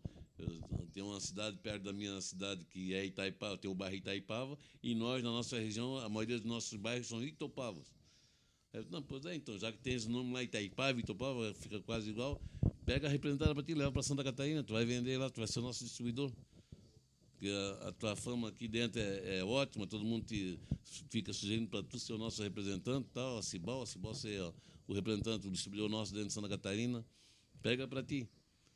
Eu disse, tá aí, como é que funciona aí? Não, funciona o seguinte, tu tens carreta, não tens tema, nós temos uma carreta. Então, traz a tua carreta aqui carregada, vem para cá, nós carregamos para ti, tu leva embora, na hora que tem que recarregar atrás, vasilhamos. Então, mas como é que é? Vasilhamos, não é latinha? Não, é vasilhamos, não, mas aí não vai dar. Garrafa 600 ml? Isso não vai dar, porque eu vou ficar rodando para lá e para cá com garrafa, aí quebra a garrafa, com a história toda, vira só em prejuízo. E só o fato de trazer um caminhão carregado para cá de garrafa vazia, quer dizer, o meu intuito era trazer um frete para cá para baratear o meu frete no retorno, na volta, e levar a cerveja de você para vender, mas tinha que ser em latinha, não, latinha nós não temos ainda. Vamos ter lá na frente, mas por enquanto não. Aí perdi essa chance. Tu vê, hoje a Itaipava praticamente domina o mercado, só que o que é forte hoje aqui é a latinha, em garrafa tu quase não vê. Tem Mais barato, inclusive, né? Tem muito pouco rodando aqui. Mas impressionante isso. Duas coisas que me chamam a atenção. Primeiro, a garrafa não retorna mais. Sim. Você descarta a garrafa. Quando a gente fala em meio ambiente, em reciclar o lixo e tal. Mas, poxa, a garrafa dava para reaproveitar, né? Não tem mais mas isso. já está voltando de novo. Já estão começando a aceitar de volta a garrafa. Pois é, tá meio... Não, tá voltando. A Coca agora tem o retornável e tal. Não, Mas... pois é, mas a parte de garrafa de cerveja, eu também estranhava, porque chegava no litoral, Pois é. aquela monteira de garrafas tudo no lixo, mas que diabo, o que está acontecendo? Não, é que a distribuidora não recolhe mais as garrafas. Não tem mais o que fazer, temos obrigado a jogar no lixo. Mas aí o detalhe, mesmo aquela que retorna, ela sai mais cara do que ela tinha. Caraca, quer dizer, no fundo, né? É que o Brasil, na verdade, não é um país sério em termos de comércio. Tá? Isso aí, de vez em quando, surge essas ondas, assim, a gente começa a fazer produto descartável, vamos descartar tudo, que não precisa mais retornar, daqui a pouco tem que buscar tudo. Aconteceu com as garrafas de Coca-Cola litro, em vidro. Pô, fizeram o cara fazer um estoque de todo tamanho, daqui a pouco não se recolhiam mais, não aceitavam mais Isso. e nem fabricavam mais. Tem um monte aí com esses engradados perdidos em casa. Vinha só plástico, né? Daqui a pouco começaram de novo a vender um litro de vidro. E hoje é de plástico retornável. O Sim, retornável é de não, plástico. tem embalagem de plástico retornável, mas tu vê, aí tão logo vai aparecer o vidro, já saiu fora de novo, já não se vê mais a Coca-Cola de vidro de novo. Então, acho que é tudo maneira de alguém querer ganhar dinheiro em cima do coitado do Porque, no consumidor. fundo, o consumidor está pagando essa embalagem. Sim, lógico. Ele é que é o lesado. Ele que é o lesado. Ele é o lesado. E vai fazer o que com essa embalagem? Por isso que eu te digo, nosso país, nesse ponto, no lado comercial, ele não é sério. Não é sério, exatamente. não é Sustentável sério. também não, né? Hã? O Brasil ainda não tem uma mentalidade sustentável. Não, Até e- o Edinho comenta bastante que as novas gerações estão começando com isso, que eles querem um produto sustentável. Mas a grande maioria, que são as gerações um pouco mais velhas, não tem esse pensamento. Porque, né? quer ver uma coisa que me chama muita atenção hoje, e no mercado está sempre chamando muito em promoção, suco de uva. O suco de uva integral. Sim, Cara, são garrafas gigantescas, são garrafas grandes para 1,5 sim, litro. sim. Isso tem um custo E altíssimo. é jogado fora. Jogado fora. É. Jogado garrafa- fora, Sai mais cara. caro o Tampa de vasilhame alumínio. do que o produto. Entendeu? Isso tinha que mudar, não é possível. Quer dizer, é só o consumidor que é lesado Sim. o tempo inteiro. É, Porque o suco de consumidor tá laranja pagando. está vindo plástico. Sim. Mas pega o suco de uva, percebe o momento no mercado. É raro, é uma que faz no plástico. Todas elas, e são em grandes embalagens. É, o então aqui vasilhame vai uma grande. merchandising minha. Eu tenho suco de uva em embalagem de plástico. Então, isso é raro no mercado. E é puro, meu suco é puro. Toda a linha do suco que eu distribuo é muito boa. Porque vai se tornar mais puro. barato para o consumidor, ele está pagando pelo suco, pelo produto em si que interessa. Agora, o que vai interessar a embalagem? A embalagem terminou o produto, vai descartar. Sim. E aí você está descartando uma bela garrafa de vidro, mas não tem o que fazer com aquilo ali. Porque se tu analisar, tipo, se tu tiver uma máquina de sopro, o que tu gasta de matéria-prima ali é coisa minúscula, porque é baguinhas de, né, de polietileno, vai lá e faz faz a tal da embalagem. Sim. Então é zero, o custo é zero. Mas tem cervejas agora com a garrafa retornável também, que é aquela que eles chamam de airlock, que é uma tampinha que tu consegue fechar, inclusive tomar um copo e guardar a garrafa na geladeira. Ah, E essas garrafas tu consegue, por exemplo, ali na Vila Germânica e pedir para eles encherem na torneira lá no Beer Villa. perfeito. Tu consegue ir lá. A cerveja ainda, assim, lógico, tu escolhe o estilo que tu quer tomar, mas tu tem que levar a garrafa bem higienizada, porque senão pega o gosto da cerveja anterior que estava Sim. dentro. E o custo nem muda tanto, tá? O preço de comprar uma garrafa lá Aí não compensa, e no final o reencher, cara não desiste, né? compensa. Muito empenho. Eu fui que É. eu tinha meia dúzia dessas garrafas, mas tinha tanto trabalho em lavar, em deixar Sim. secar e não sei o quê, Sim. que quando eu vi que era o preço muito parecido, eu desisti. Pois Hoje é. eu não tenho mais nenhuma, porque para mim não valia a pena. Porque talvez é isso que inviabilizou para a indústria a questão de não continuar retornando. Porque eu lembro quando criança, a Coca, ela era embalada em Blumenau realmente. A gente visitou, Sim, ganhamos como sim. prêmio uma vez visitarmos. E aí eu via que tinha uma esteira gigante e as garrafas sendo lavadas. Uhum. Então, no fundo, fabricar ela sai mais em conta do que fazer o processo de O próprio- higienização de toda O ela. próprio Né? seu Valmir Zanetti, da Cerveja Blumenau, nos confessou aqui, né? Comentou aqui no podcast que ele está investindo agora na embalagem de plástico para cerveja. Ele só está escurecendo um pouco mais a embalagem para que a conservar luz. melhor o produto, né? Isso, para melhorar o produto, mas aqui em Blumenau já tem cervejaria investindo na embalagem plástica. Porque é a chamada logística reversa, né? Tu falasse uma coisa que me veio à tona, tipo, falasse quando a Coca-Cola tinha a fábrica aqui. Foi uma pena ter acabado a fábrica aqui. Porque naquela época, assim, quando nós fechamos a Cibal, pela amizade que eu tinha com o grupo Resende lá, eu peguei tu lembra, inclusive, que eu peguei a representar e a distribuição do açúcar aqui na região. Eu lembro que eu tinha 8 caminhões aqui dentro do meu pátio aqui, fazendo a distribuição do açúcar. E a Coca-Cola era uma das que eu fornecia açúcar para eles. Acho que foi nessa vez que fosse comigo lá dentro da Coca-Cola. Não, foi? eu fui com a escola. Ah, tu A fosse gente com a ganhou uma escola? premiação, foi a tá. turma ver como é que era o processo de fabricação. Ah, tá. Experimentei o xarope da Coca, tudo aquilo Sim. ali, era fantástico. Então, tu vê, eu vendia para eles ali, pô, tonelada, carretas e carretas de açúcar por semana. A Coca-Cola é só açúcar, é água e açúcar, e vai o corante para dar o sabor do produto. E não só a Coca-Cola, todo refrigerante é assim. Por isso que diz que faz tão mal, né? É só açúcar. É o caso do vinho. Todo mundo acha, não, o vinho seco é saudável. Ele pode até ser menos ruim do que o suave, porque o suave é 90% de açúcar. Só que o seco também tem açúcar dentro. Não tem tanto, mas tem, porque todo vinho, quando nasce, ele nasce vinagre. Para ele chegar ao ponto de ser injetado, para tomável, no caso, tem que botar um pouco de açúcar para quebrar o azedume dele. Pode olhar que o vinho tinto, o vinho seco, ele é um pouco amargo, porque ele ainda puxa um pouco do vinagre dele, o vinagre do Tem vinho. uns que chegam a travar, inclusive, né? Sim. É. É o que tem menos açúcar. Quanto menos açúcar, mais ele trava, mais azedo ele fica. Mas ele nasce azedo. Que é o mesmo caso do açúcar. Todo açúcar nasce preto, ele não nasce branco. Ali dentro tem cal, que é para clarear, para dar a brancura, e tem o sal para quebrar o adoçante dele. Por isso que o açúcar mascavo é o mais saudável que Mascavo, né? tem. Que é o escurinho, né? Ele é puro. Mas esteticamente ele não é tão bonito, né? Não, esteticamente ele é feito. Mas não, esse aqui eu não quero, ele é muito escuro. A maioria do pessoal vai pela cor, que quanto mais branco, melhor. Só que é mentira, quanto mais branco, ele mais cal tem dentro. E essa tática da indústria, que também começou a virar moda, aliás, agora é lei, inclusive, eles têm que identificar, até um tempo eles identificavam, a redução das embalagens. Onde se você pegar, vários produtos estão diminuindo a quantidade, estão diminuindo o peso, estão diminuindo... Aí não, mas isso aí é política de preço, é diferente. Pois é, e aí, como é que tu enxerga isso? É para ludibriar o cliente, isso já começou lá atrás, na época do Sarney. Mas é que hoje tem que identificar, na época não se identificava, a embalagem diminuía e ninguém falava nada. Hoje você tem que botar em destaque, inclusive, ó, o produto teve uma redução de tantos %, ou em X quantidade. Como é que você enxerga isso?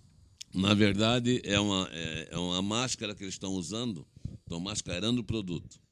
Porque é o seguinte, subiu o preço. Para eles não dar aquela paulada no cliente, reduz o preço, reduz o peso, a quantidade do produto. Mas isso aí é temporário, é coisa para 2, 3 meses, no máximo 6 meses. Daqui a pouco vai subir de novo o produto, eles têm que mexer no preço realmente. Aí já bota o preço lá em cima. Então, reduziu a quantidade e o preço foi para cima igual. Entendeu? O cliente muitas vezes não presta atenção que ele está levando menos para casa. Mas ele veio pelo preço, o preço está o mesmo. Então... Eu tô tendo um problema agora, que eu vendo a batata palha, né? Eu tenho ela embalagem pequena para consumidor, para o varejo, e tem na embalagem para os comércios, para o lanche. Embalagem grande, né? Como é que se diz? Institucional, né? Então, o que acontece? A batata era 1 quilo, passou para 800 gramas. Oh. Aí, 1 quilo saía, vamos supor, na época, para o cliente, lá para o dono da lanchonete, do restaurante, né? Saía para o cliente a R$15 o quilo. Aí, os caras chegaram, passaram lá para 20. A turma, mas aumentou 30 e pouco % de cara. O que a fábrica fez? Baixou ela para 15, mas diminuiu 200 gramas. Hoje é 800 gramas para cada batata. É difícil de encontrar ainda batata de 1 quilo. Não? A maioria tudo é 800 gramas. Aí o cara não reclama mais. Não, aí tá. Mas só que hoje, só acontece que tá a mesma batata, que na época foi para 20, os caras reclamavam, hoje ela está a R$35. Caraca! Isso em menos de um ano.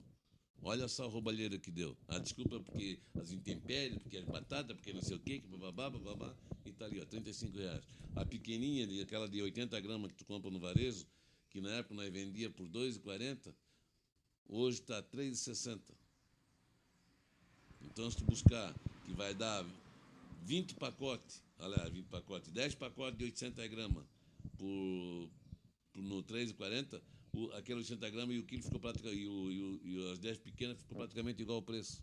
Sendo que antes aqui a pequena era mais cara. Sim, levando menos quantidade, né? Paga um preço mais alto. Né? Hoje não, hoje está lá, ó.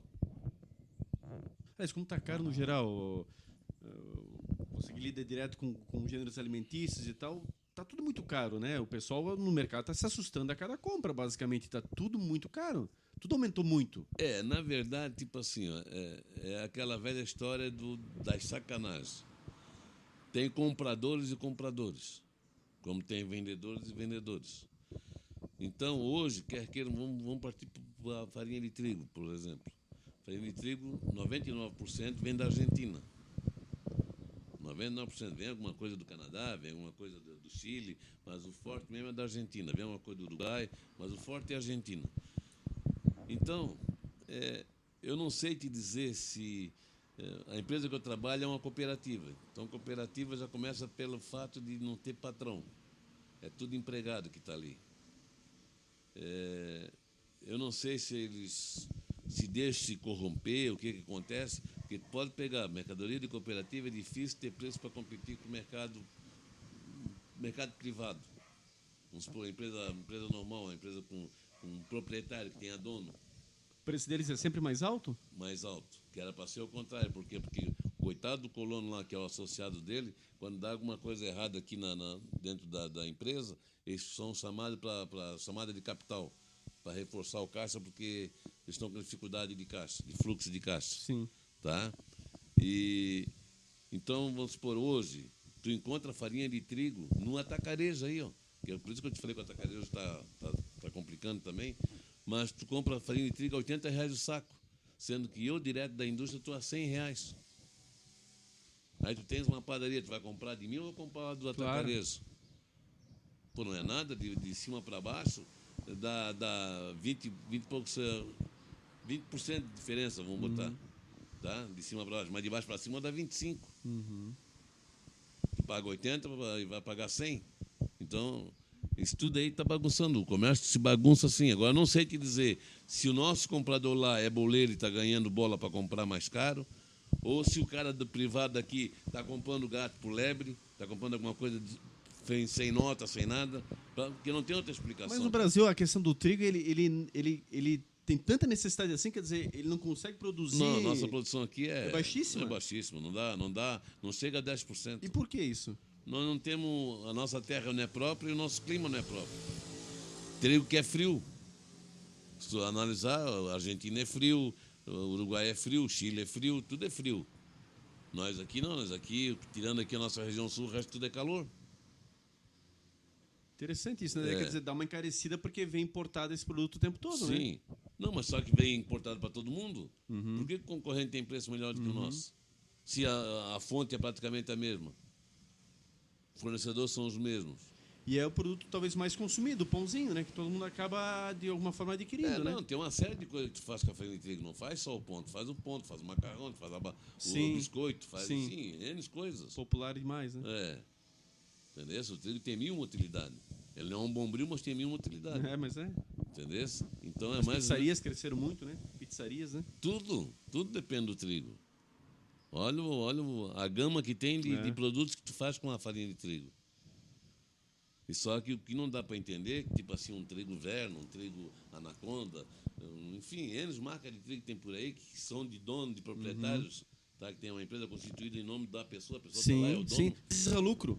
Nitidamente, né? Não, pois é, ele consegue ter um preço melhor do que uma cooperativa que, pô, se tu analisar, ela é tocada pelos associados. Só bota lá uma diretoria, essa diretoria pinta e borda, precisou de dinheiro e chama os acionistas, precisamos de uma chamada de capital, precisa de mais dinheiro. Eu sempre digo, eu acho que a questão da cooperativa tem que ser melhor observada, sabe? Porque nós já tivemos a quebra de algumas cooperativas. Sim.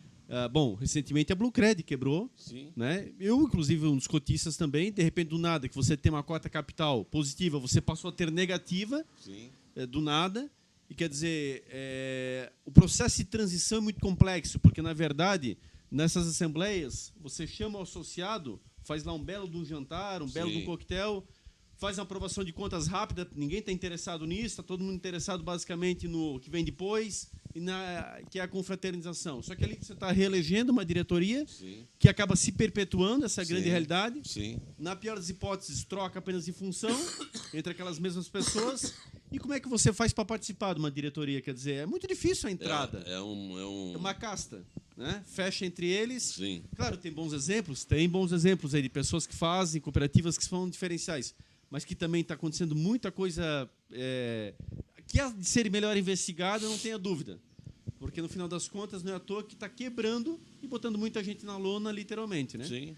E não é isso, tu analisar bem... O próprio salário, eles se ajustam. Sim. Quanto cada um vai ganhar, quanto... é uma coisa de doido, no final das contas. E tipo assim, vamos supor, a diretoria que está lá, a principal que está lá em cima no topo, aquela é eterna. Pois é. Não sai nunca. Que já é um erro. Não sai nunca. Tá?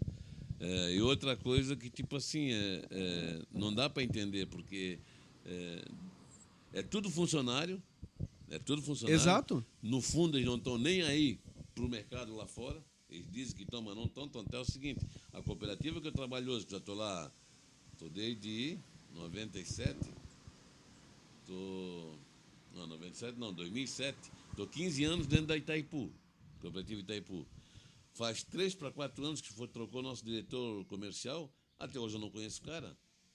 Ou seja, ele não faz um trabalho de campo. Não faz, não. O que ele teria que fazer? Ele teria, em primeiro lugar, quando ele assumiu, chamar todos os representantes, se apresentar para nós, ficar à disposição nossa e anualmente fazer uma reunião, seja de confraternização, seja de lançamento de novas ideias. Até dá uma passada em campo, Sim. dá uma verificada, né?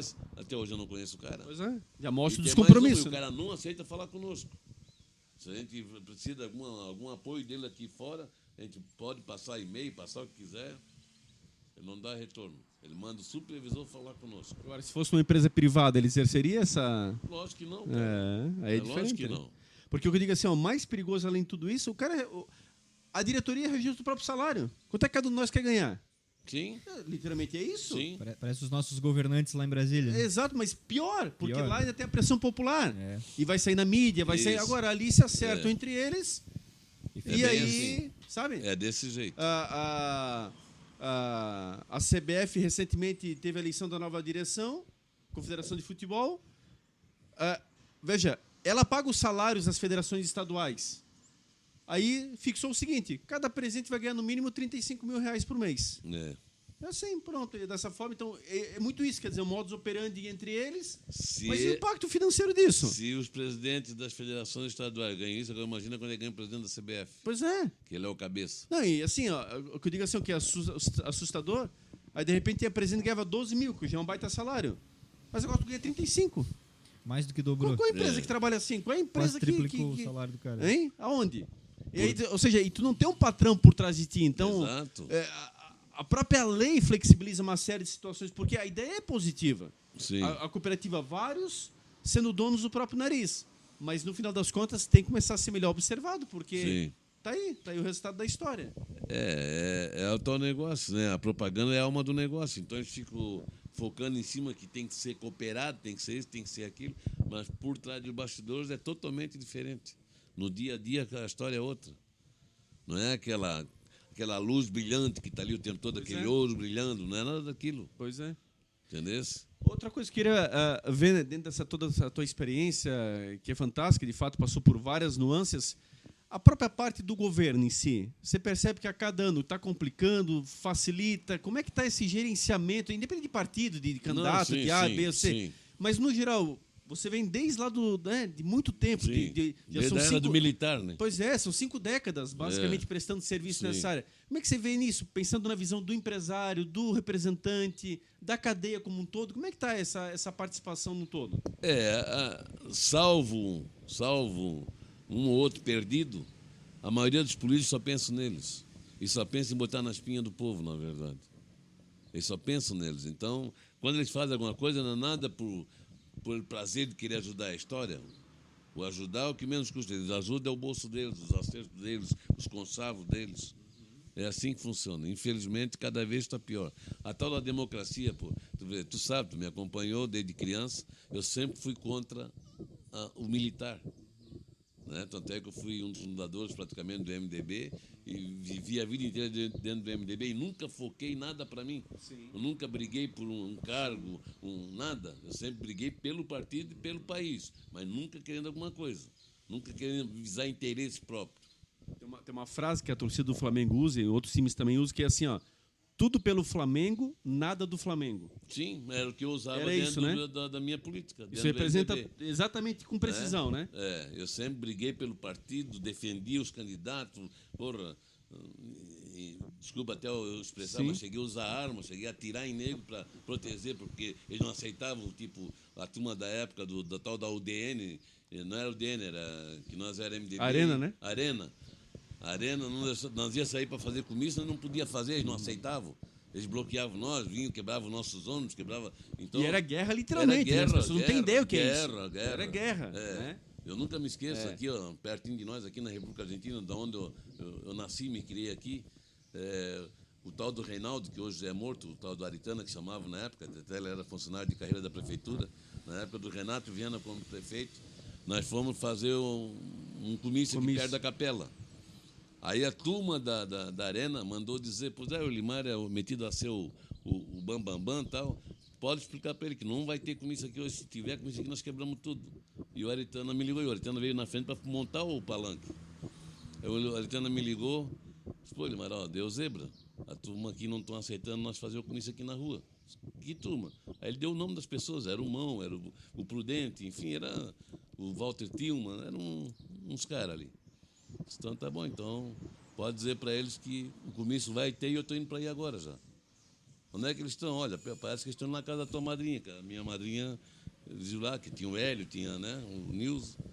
Eles estão indo na casa da tua madrinha. Tá bom, eu estou indo lá. Aí eu cheguei, postei o carro na frente da casa da minha madrinha. Minha madrinha veio, oi, Limar, tudo bom? Tudo bom, Nidinha? Vieste visitar a Nidinha? Não, Nidinha, vim conversar com esse vagabundo aqui, ó. O que foi, meu filho? Esse vagabundo aqui, nós estamos montando palanca ali. A Dininha está vendo? Nós estamos montando palanca ali. E mandaram avisar para mim que o comício não ia acontecer. No Natal, o Reinaldo montar o palanque e eles vinham aqui depois, na hora do comício, e iam quebrar tudo. Então, estou mostrando aqui para ti. O relógio está aqui, ó. Aqui tem 8 balinhas para vocês. Tem 7 aqui dentro e tem mais 2. Era 10 balinhas, na verdade. Tinha mais 3 aqui no bolso. Aí, vocês podem ter certeza. Pode o comício não acontecer agora. Que 10 de vocês vai para o cemitério, vai. Eu vou mostrar para vocês, se não vão fazer o comício aqui dentro, não vão. E o comício aconteceu, eles nem apareceram, foram tudo embora. Mas tentaram comprar a coragem do Reinaldo. E como o Reinaldo me passou e eu vim ali, já vim pronto para ver de fato, aconteceu a coisa. Mas cansamos de pegar, tipo assim, comício na Itapaua Norte, na saída da ponte. Ali o tal do Semi, era um comércio que tinha na época, na esquina ali. Eu saía da ponte, dava direto naquele comércio. Ali o comício deles era direto ali. Então nós tínhamos que passar, o nosso comício era lá na Rele, lá na 1º de janeiro. Nós tínhamos que passar por dentro do comício deles. Pau do meio, né? É. Só no pau do meio. Isso, nós tínhamos que passar ali direto. Tanto na ida quando nós vimos. Então o pau fechava quando nós subíamos e fechava quando nós descíamos. E assim era na Artex, ali na Praça da Artex, ali era outro lugar, se nós íamos para o Progresso, ia para a Rua da Glória, tinha que passar, que eles faziam sempre em pontos estratégicos para bloquear nós. Sim. Mas, em resumo, o MDB representava o povo, basicamente. Sim, é. Vocês batalhando, sem Sim. querer nada do Sim, partido em sim. si. Só que o partido também, quando chegava no poder, Sim, o retorno não existia. Tanto é que o Renato foi uma erva danina aqui dentro, né? Tu vê que o Renato acabou com o nosso partido. Na época dos 23 vereadores que o Blumenau tinha, nós chegamos a ter 18 vereadores. Tinha 5 só da Arena, o resto era tudo nosso. O MDB fazia o presidente da Câmara na bancada, Tudo, né? tudo direto. Então nós tivemos 30 anos de prefeitura, direto na mão do MDB. Hoje nem vereador não tem. Não, pois é. Aí tivemos 2 senadores daqui. Tivemos, na época, de ter 5 deputados federais e 8 estaduais. Hoje nós não temos nada, cara. Nada, quer dizer, nós não, porque eu nem tomando partido também, eu estou fora.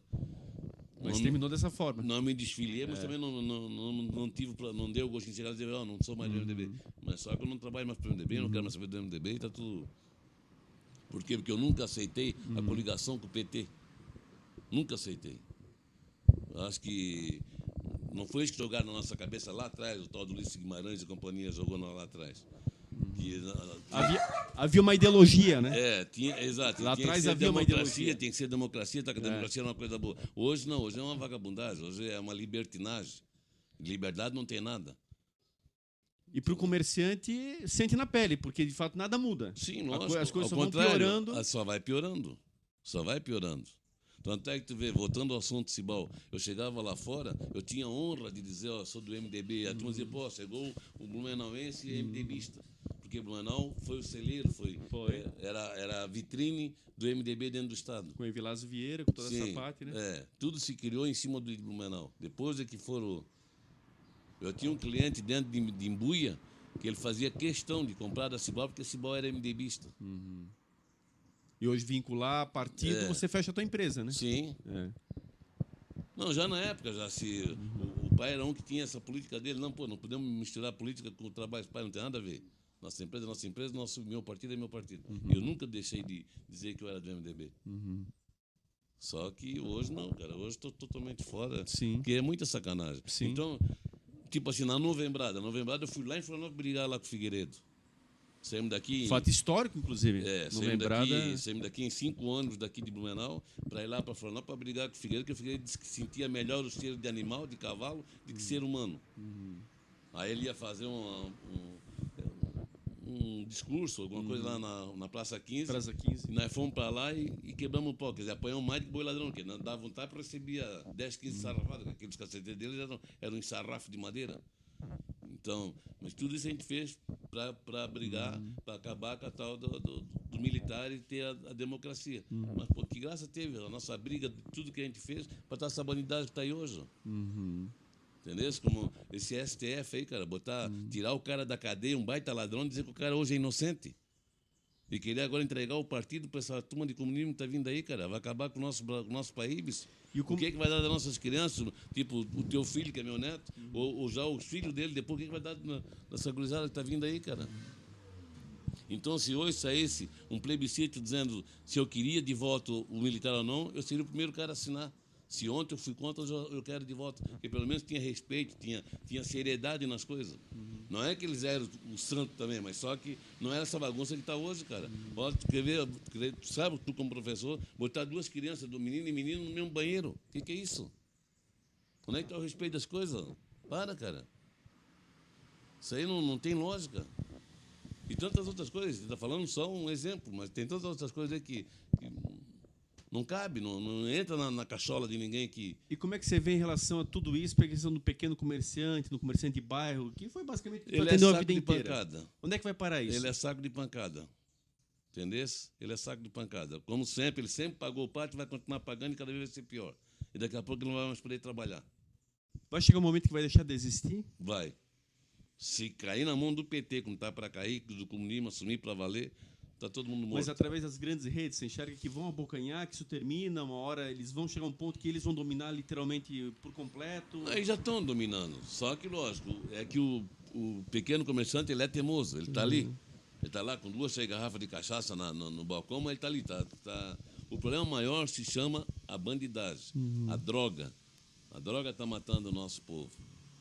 Então, tipo assim, o comerciante hoje, ele está ali com a portinha dele aberta, mas está cercado de traficantes, de consumidores de droga na frente do comércio dele. Ele não pode fazer nada. Se ele mexer, ele é o primeiro cara a morrer. Não tem mais segurança, cara. Esse é o problema maior. É literalmente uma terra de ninguém. Não tem mais segurança.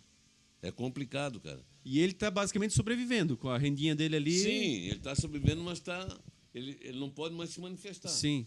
Mas eu digo, ele não tem uma que dizer perspectiva... amém a tudo. Não, de crescimento não. Crescimento não. A não ser que ele vai pelo caminho errado. Aí sim, se ele começar a se envolver com droga, com roubo, com um monte de coisa, aí ele até pode prosperar, mas também é uma vida curta.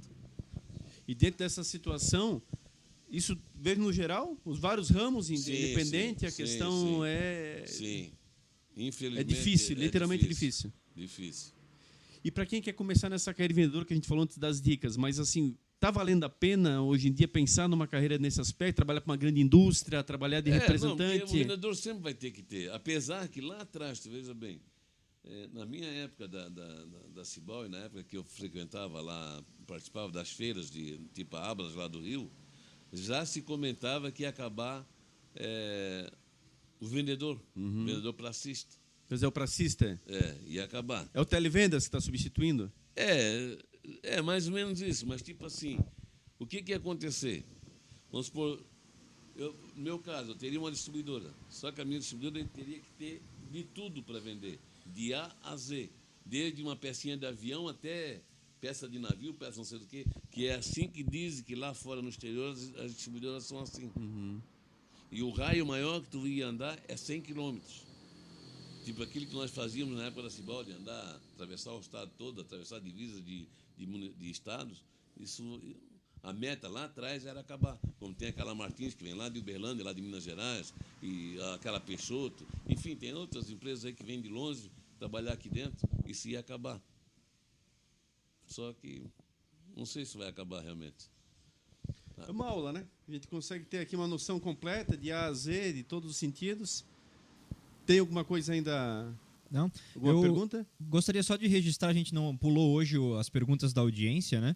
E eu queria registrar aqui que o quadro é patrocinado pela Etiquetas Dallas, então registrar aqui a parceria aí do seu Jaime e mandar um abraço lá para ele que acompanha todos os nossos episódios. É isso aí, um abraço especial. Pai, então estamos chegando ao fim, basicamente, acho que deu para a gente abordar bastante. Estamos aí, deu quanto episódio? 1h30 agora. 1h30, né? Hora voando aí. Então, primeiro agradecer a disponibilidade de ter nos recebido aqui na tua casa, de a gente poder ter trocado essa ideia, conversado. Tem muita gente com dúvidas, a gente recebe muitas essas perguntas, pessoas, a insegurança da profissão, o que tocar adiante, de que forma vai ir, se vale a pena investir o próprio negócio. Às vezes o cara trabalha uma vida inteira de funcionário, de repente vai abrir um negócio, perde tudo, fica endividado, a família se desfaz, entra em conflito. Então, são muitas dúvidas, porque quando se fala no empreendedorismo, se fala só no sucesso, de quem deu certo, de quem está com dinheiro, e os que quebraram, e os que têm dificuldade, que é a grande maioria. As empresas que o Sebrae está aí mostrando, já tivemos o Sebrae aqui, inclusive, 70% quebra nos 3 primeiros anos. Sim. Né? Então, são estatísticas que cada vez ficam mais claras e de Sim. fato, o cenário não é fácil. Por isso é importante. Tu é um cara muito realista. Não estás aqui fantasiando, estás trazendo a tua realidade, trazendo uma questão muito clara de mercado. Tu vive o mercado há muitas décadas, então, para nós, isso tudo foi muito, muito importante. Então, agradecer e deixar a câmera e microfone para as suas considerações finais e a tua despedida. Certo, Mazinho. Eu espero que eu tenha contribuído com o teu intuito, que foi essa entrevista aí sobre a parte de vendas e de representantes. E dizer que, infelizmente, cara, a nossa profissão não é mais tão valorizada como era. Porque por parceiros errados, por pessoas que não têm a mínima vontade de fazer a coisa acontecer pelo caminho certo, que é só visar lucro, lucro, lucro. E não é bem por aí. Mas, infelizmente, é essa. A parte política aí da coisa caminha para esse lado e a sociedade não pode ser diferente. Todo mundo só pensa no eu, sempre eu. O resto é o resto. Não pensa no coletivo. Antigamente se pensava no coletivo. Né? E voltando àquele assunto, se hoje eu votaria que viesse o militar, com certeza. Certeza, hoje eu diria para ti, Mazinho, hoje eu quero o militar de volta. Nada de A, B, C ou D de presidente. É o militar mesmo, o militar assumindo para valer. Entendeu? Porque para ver se moraliza um pouco a coisa, que está muito bagunçado. E a tendência é cada vez piorar mais, bicho. Não tem mais cabimento nós ficar todo trancado. Está aqui a minha casa, cheia de grade, e o vagabundo aqui na rua esperando eu sair de fora para ele me pegar. Entendeu? Antigamente não era assim. Antigamente ficava com as portas tudo abertas, janela aberta, nada de grade. Por quê? Porque tu tinha segurança, ninguém mexia na tua casa. Hoje tu não pode nem pensar em sair de casa. Tu sair, quando tu volta, está tudo arrombado. E ninguém faz nada. Né? Então, quero te agradecer pela oportunidade de a gente ter podido bater esse papo aí. E a hora que precisar, conte comigo. Valeu, pai. Valeu. Deus te abençoe e ilumine, que tu possas Da continuar mesma ainda forma. muitos anos exercendo essa tua profissão com tanta maestria, como você para nós é uma referência, não só como pai, mas como profissional, e que a gente possa continuar aí espelhando os teus exemplos e nessa tua garra, essa tua vontade de vencer, de fazer sempre a diferença. Sempre tive em ti uma pessoa ímpar na questão de trabalho, não tem hora, não tem dia, não tem local, sempre foi um cara à Sim. frente nessa linha de raciocínio. Sim. E mostra o porquê que tu construiu a tua vida com tanta honestidade e alcançando os seus objetivos sem precisar prejudicar ninguém. Pelo Com contrário, certeza. sendo referência para tanta gente como tu és, inclusive, para os teus filhos. Sempre tentei ajudar os comerciantes, meus clientes. Nunca tentei prejudicá-los. Eu sou testemunha Né? disso. Né? Então, um orgulho muito grande. Valeu. Obrigado. Beleza? Valeu. É isso, Sheila. É isso aí, foi uma aula realmente, uma história incrível. Fiquei sabendo de coisas aí que eu jamais imaginaria, por exemplo, a história da Itaipava, eu jamais imaginaria que poderia ter passado, né, ao ter essa oportunidade. E a gente vê aí, eu conheço um pouquinho da família, vê da onde que vem todo esse contexto que vocês têm, é muito bacana poder conhecer um pouco mais. Agradecer nossos patrocinadores, vai aparecer o QR Code aqui do ladinho de todos eles, começar pela Etiquetas Dallas. Um abraço lá para o seu Jaime, mais uma vez, que nos patrocina, rótulos, ribos, etiquetas em geral. Aponta o celular aqui para o QR Code, que você vai ser direcionado lá para a página de contatos da Dala. Também a Ótica Conforto Visual. Agradecer o Alan, que está aí conosco também nesse segundo semestre, uma parceria muito bacana. Está aqui o QR Code também para você ir lá no Instagram da Ótica Conforto Visual e conferir os produtos e entrar em contato com eles. Aqui o nosso foco é você. E também a Melhores Imóveis. Agradecer o Diego e o Jason por essa parceria. Também está o QR Code aqui para você ir lá para o Instagram e conversar com eles, que eles encontram o melhor imóvel para você. Seja para comprar, para vender, para alugar, com certeza eles vão ajudar você aí nessa escolha. Muito obrigado mais uma vez, a gente se vê no próximo episódio. É isso. Mais uma vez agradecer.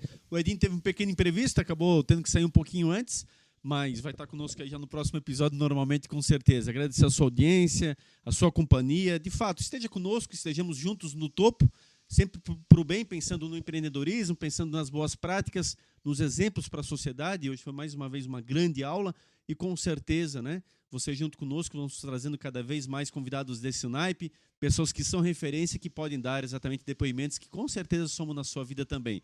Um grande abraço a todos e até o próximo episódio com mais convidados muito especiais. Até lá!